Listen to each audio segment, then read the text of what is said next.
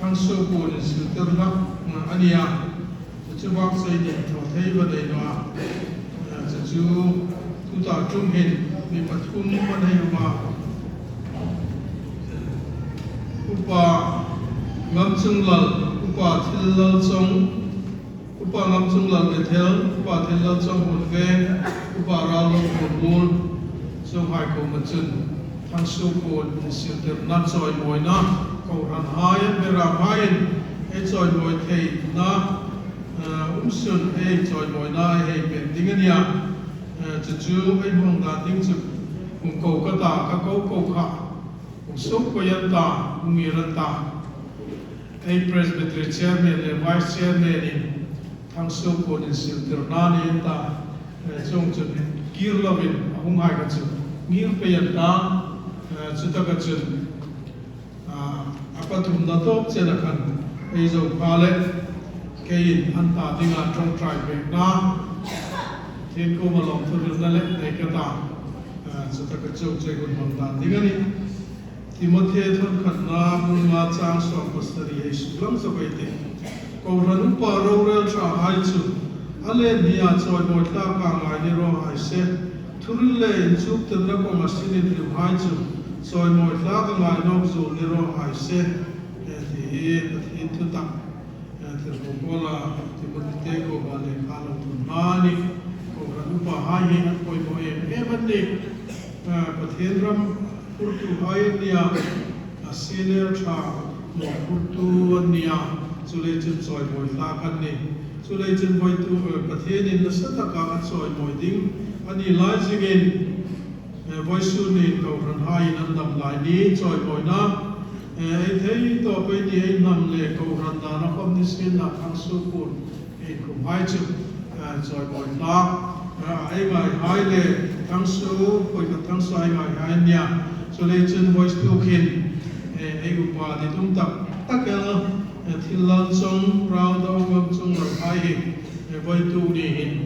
choi boy na thang su pun ei sil ding ani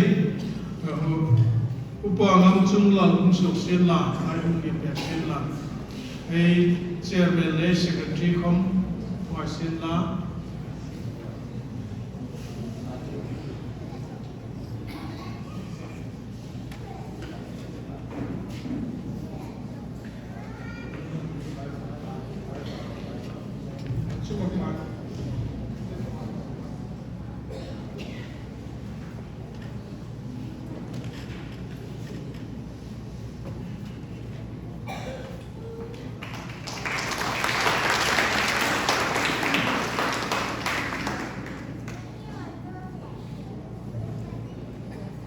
Abdo ta dingin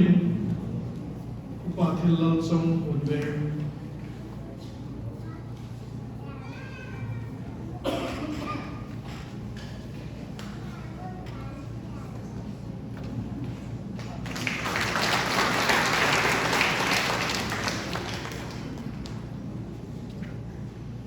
Abdo ta dingin upa rao to hồn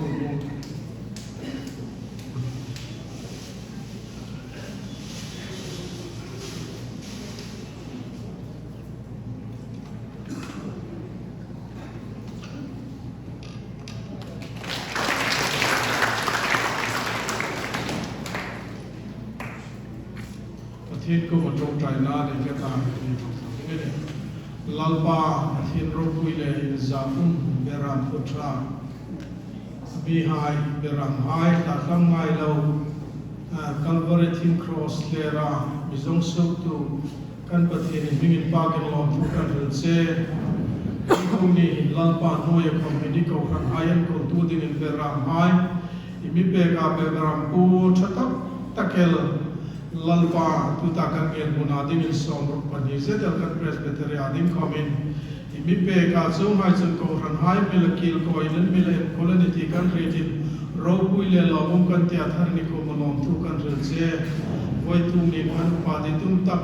takel lalpa upa thil lal chong upa ngam chung lal le upa ral do lalpa num na huna Kohran en kol tu beram pusin lalpa nang ma ai o in mo pun nei pe ka kum ting pang khom lan pa hung upa pain kum som sari zet ting thaya an ring na ila I trôi lên lòng thu căn rượu xe với tung nhìn lal pa beram ulam tak si humil lang pha chun rau pui na lal lu kum khomilan kum ter dinga ni ti kan thre din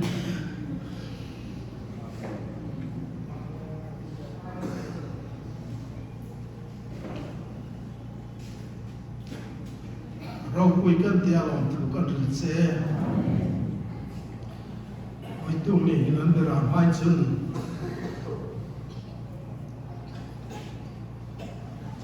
thấy căn hầm nó mi rồi mình sẽ lăn bài cùng sòng sẽ lên hình hình nó lên do mình căn thấy tàu cả lăn ba căn soi ngồi thì nó cầu rằng lẽ căn nằm đà căn thọ là thằng số cùn in sự từ nó căn này à với su ni hiền rong bò na tàu na ni nó à lungin xin tất nhiên năng man tất sắc cũng tiền bát hai cũng phải xin na không kan sung tem mi rem zani din in sem thar no na ane ti amen voisu ni na thar athara hi voisu ni a thang so kun kan in sil tir hai lalpa nangin taksa le tara wa isu thara malisom thara Kohran hai ta dinga beram putra beram puring beram hai ta dinga lapengam beram punithei dinga malisom thar dinga ni lumin sin nai thang kuina kan ni jeni Iro punya ding ni sin la sandam tu isu mi lom tu le pumin tu ngai su kan ni je